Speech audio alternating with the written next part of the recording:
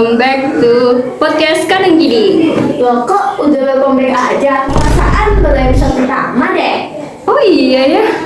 Oke, berarti selamat datang di podcast Kadang Gini. Saya Samira. Dan ini adalah podcast pertama saya yang dimana berisikan tentang gimana sih kehidupan seseorang. Untuk mendapatkan informasinya, kita telah mendatangkan dua narasumber. Siapa narasumbernya? Selamat pagi juga Mbak Esa.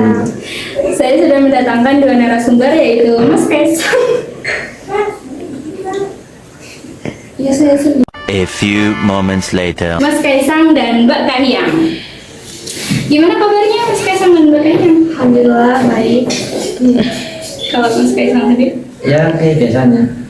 Kayak biasanya. Tuh gimana Mas? Ya, baik-baik aja. Kadang momen. Ya. Ini ngomong ini nggak disuruh duduk dulu apa gimana? Oh iya, silakan duduk. Nah, sobat Kadang Giding, kita udah mengundang nih dua narasumber yaitu dari Mas Kaisang dan Mbak Kahiyang. Di sini kita bakalan tanya-tanya nih tentang gimana sih kehidupan atau kisah seseorang itu, seseorangnya ya Pak Jokowi ya pastinya. Oke, pertama-tama Mas Kaisang sama Mbak Kahiyang ini anak berapa sih? Ya kalau saya anak ketiga dari 3 bersaudara. Kalau saya anak ke tengah, berarti anak kedua. Karena sama sih 3 bersaudara. Terus yang pertama Mas Gibran. Iya, Mas Gibran. Mas Gibran. Terus kalau Bapak anak keberapa?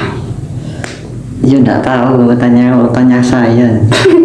Maaf ya Mbak, dia emang suka bercanda. Jadi Bapak itu anak sulung dari 4 bersaudara. Dan kebetulan itu adiknya perempuan semua.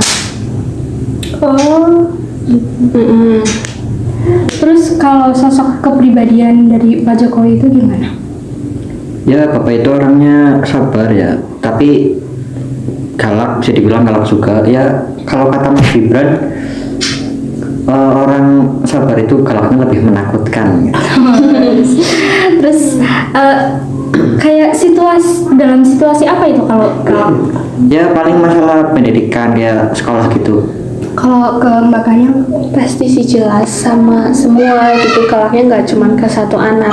Apalagi saya itu kan anak perempuan ya, satu-satunya.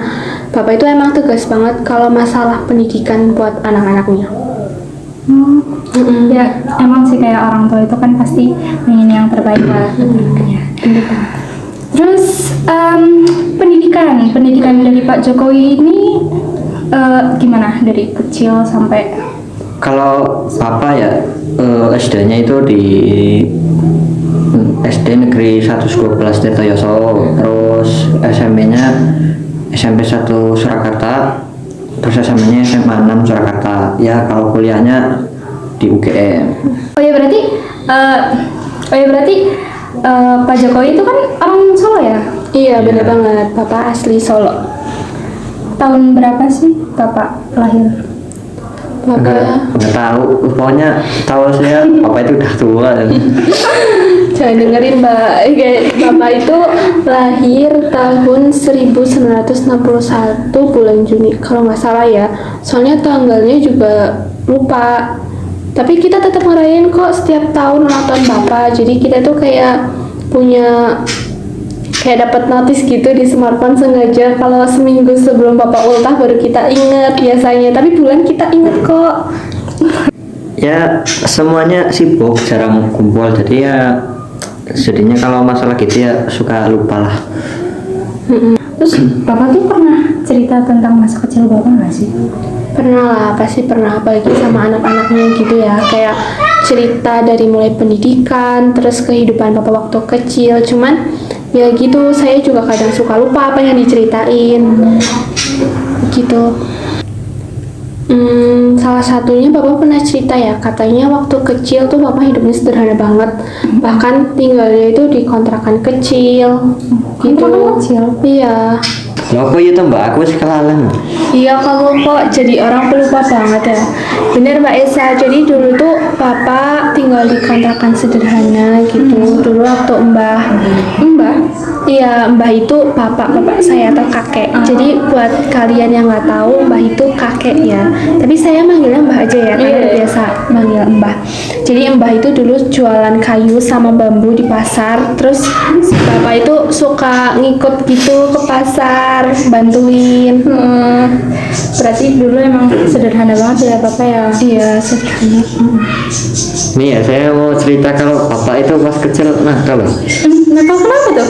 Jadi bapak itu katanya pas kecil sering ya kan lewat orang dagang jalan, orang dagang jajanan. Nah itu selalu dipanggil dan yang bayar tuh Mbak Huti. Kayak setiap orang lewat yang dagang jajanan itu pasti dipanggil. Karena tuh kata bapak manggil orang lewat ternyata itu bukan jajanan Mbak Esa. Kalau bukan di sana apa itu?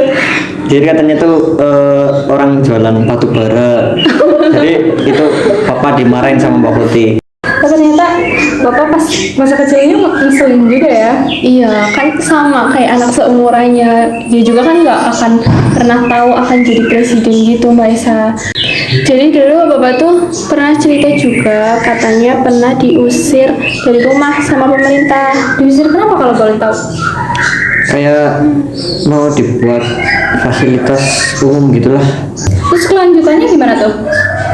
Kalau saya lupa Mbak, kamu boleh cerita. Nah aku juga ya lupa ya. Pokoknya intinya mereka itu nggak kenal kata menyerah. Ya, di sana di situ Bapak Mbah itu berjuang lagi. Mbah itu jadi supir bus, terus Mbah Uti lanjutin jualan kayu di pasar sama Bapak juga ikut bantuin. Nah kalau itu saya ingat Mbak, jadi dulu itu Mbah kayak buka bengkel pertukaran gitu, dan dari buka itu jadi ekonomi itu mulai membaik. Ya gitu deh pokoknya dulu itu Bapak hidupnya sederhana banget. Terus pas Bapak lagi menceritakan itu tuh perasaan Mas Kaisang dan Mbak Kayang itu gimana sih? Kalau saya sih pasti terharu ya, karena saya normal gitu. Saya terharu karena perjuangan Bapak kelihatan banget loh, kayak perjuangan Bapak dari apa ya kecil sampai jadi presiden itu nggak mudah banget. Kalau Mas Kaisang gimana perasaannya? Ya biasa aja sih. Jadi saya normal Mbak. Saya juga kaget sih, nggak expect kayak ternyata dulu kehidupan seorang presiden Bapak Jokowi itu ternyata bisa dibilang agak susah gitu ya. Oh iya, minum. Oh iya iya. Satu, Dua, satu, dua, satu. dua. Diam. Kenapa kalian masih ribut? Bikin suasana jadi bad mood. Puasa itu tidak hanya menahan drink dan food, bukan cuma jaga perut, tapi juga jaga mulut dari perkataan yang tidak patut, banyak nyebut dan bersujud. Itu baru Yahud. Tapi Bu, tidak. Sekarang tidak ada lagi nomor 1 dan 2. Jadinya nomor 3. Persatuan Indonesia.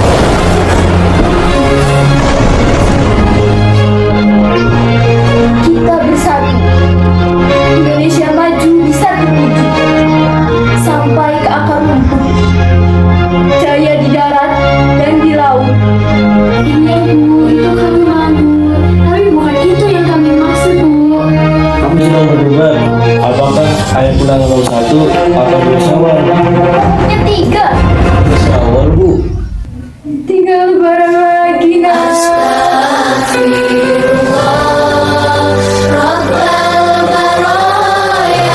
Mungkin sebaiknya kita jemput ayah saja. Biar lebaran ini gak gabut. Silakan. Iya, makasih. Kita begini. Kalian minum.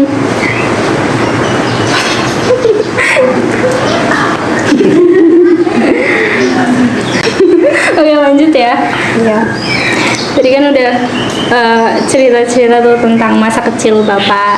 Nah sekarang saya jadi kepo nih, gimana sih masa percintaan dari Pak Jokowi sama Bu Iriana? Nah ini geli nih kalau cerita ini. Iya benar, kalau dulu itu katanya ibu itu temen dari tante saya, adik bapak yang suka main ke rumah. Oh, jadi awalnya tuh Bu Iriana sering main ke rumah buat main sama adiknya Bapak. Iya, bapak kepincut itu curi-curi pandang. Katanya si bapak suka sama ibu karena ibu itu orangnya sederhana. Nah waktu pacaran juga bapak itu effort banget, kayak bolak-balik Jogja Solo naik bis cuma buat ketemu ibu. Itu waktu masih kuliah atau? Iya, waktu masih kuliah, Bapak itu kebetulan kuliahnya di UGM, jurusan Teknologi Kayu Kehutanan. Berarti kuliah sambil ngapelin pacar ya di Jogja. Terus setelah kuliah gimana? Setelah kuliah itu bapak kerja di perusahaan kertas di Aceh, tapi nggak lama beberapa bulan bapak pulang ke Solo buat nikahin ibu. Oh, terus akhirnya menikah. Terus setelah menikah, apakah Bu Iriana ditinggal kerja oleh Pak Jokowi ke Aceh? Ya enggak, tanpa ibu ikut ke Aceh.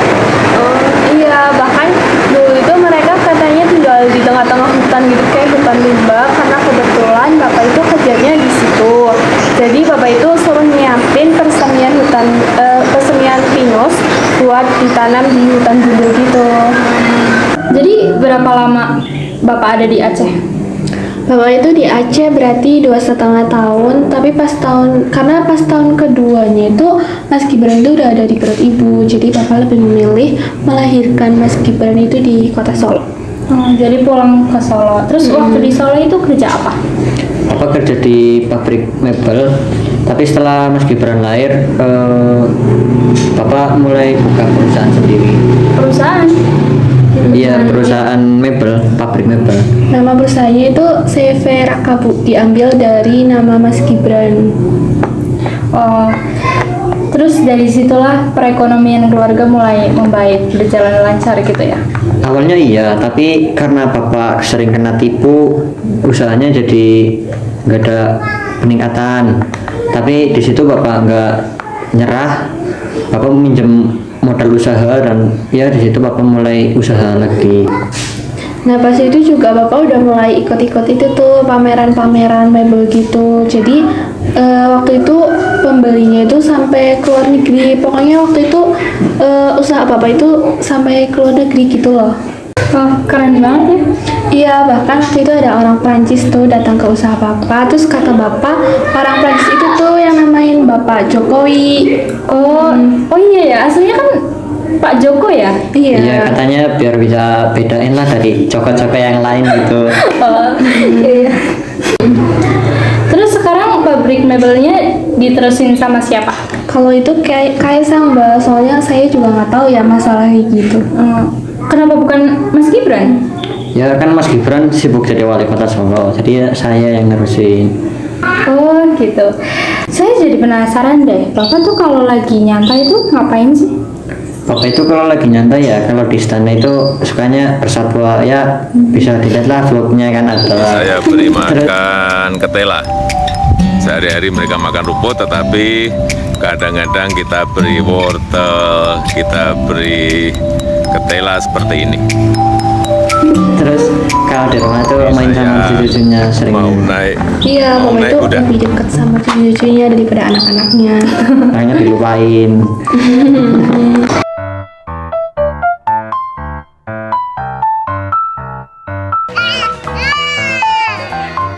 Emang ya tata cucu tuh paling tinggi.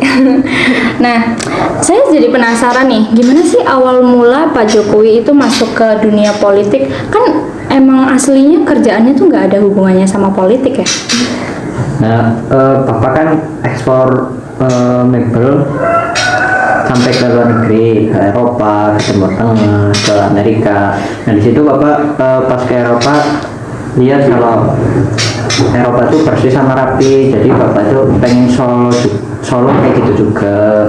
Nah dari situ tuh Bapak itu loh memutuskan untuk masuk ke partai politik, dan beberapa tahun kemudian Bapak menyalonin diri jadi wali kota Solo.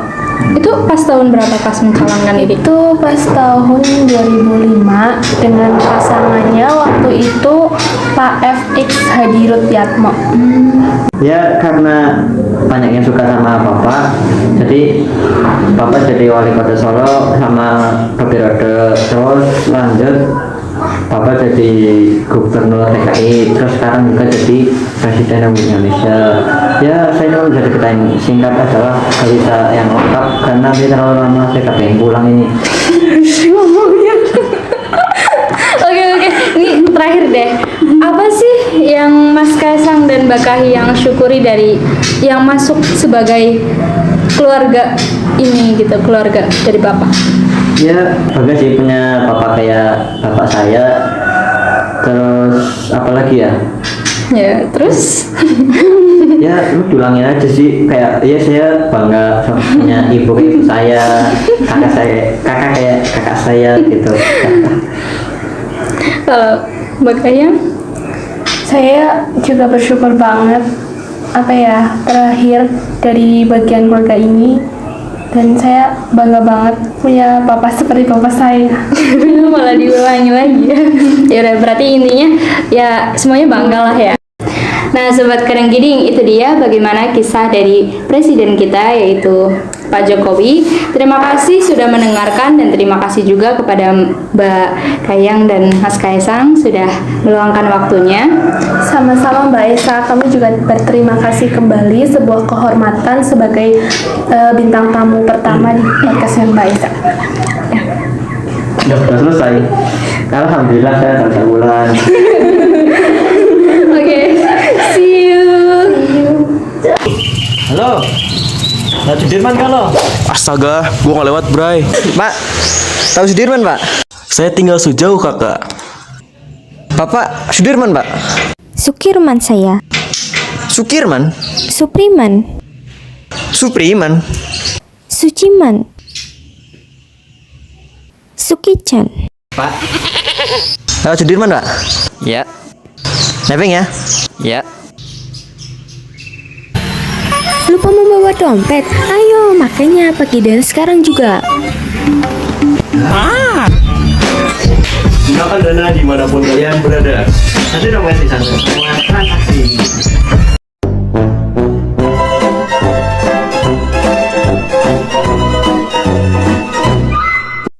Welcome back to enggak mau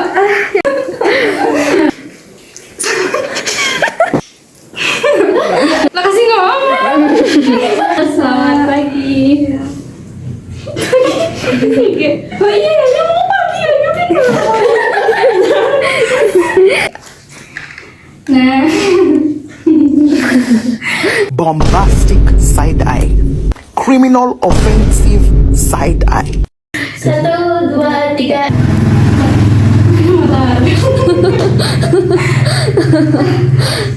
Mengundang 2 narasumber yaitu dari Mas Kaisang.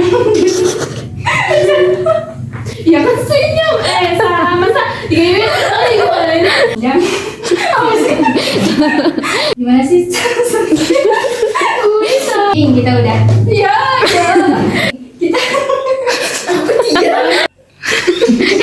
kita harus dislokat langsung pertama-tama ya. Sungguh patah.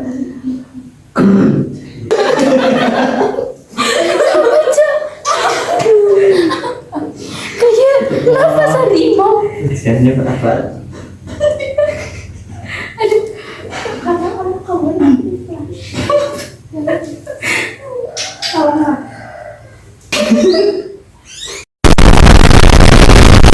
Paling judul ada salah judul monit.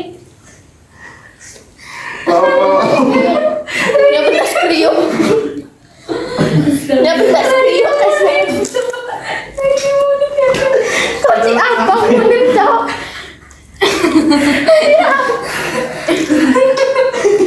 Kunci apa? Kayak dalam lah. Kan bapak ini kan orang Solo ya. Iya. Tapi sekolahnya di Surakarta.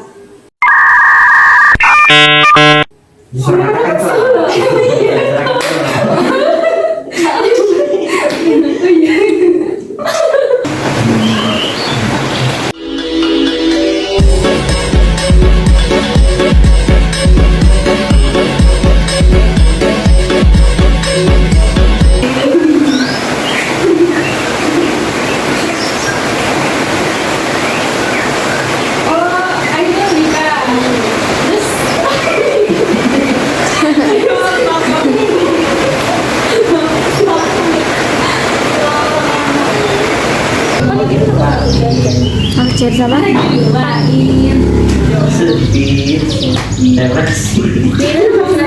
Ini orang Prancis itu datang ke rumah bapak, terus kata bapak, Mau kemana, Mek? Ulang dari awal kita ulang ya. jadi dulu itu bapak Karena ya, ulang ya, ada ayam ya. 1, 2, Ih, betul. Makasih.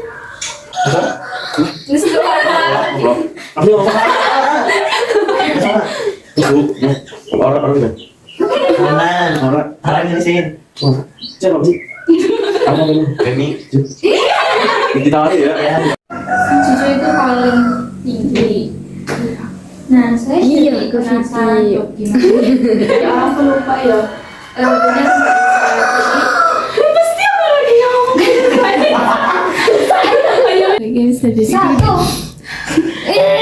Sama-sama dia sudah langsung bilang. Satu. Aku paling gak bisa rame ya kan? Ani, tadinya kukira kau gadis yang lain di kota ini. Tapi rupanya dari cantiknya wajahmu yang kukagumi.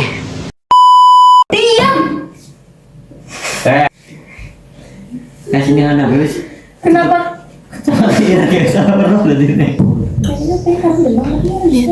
Masih ribut. Bikin suasana aja. Iya, nyong.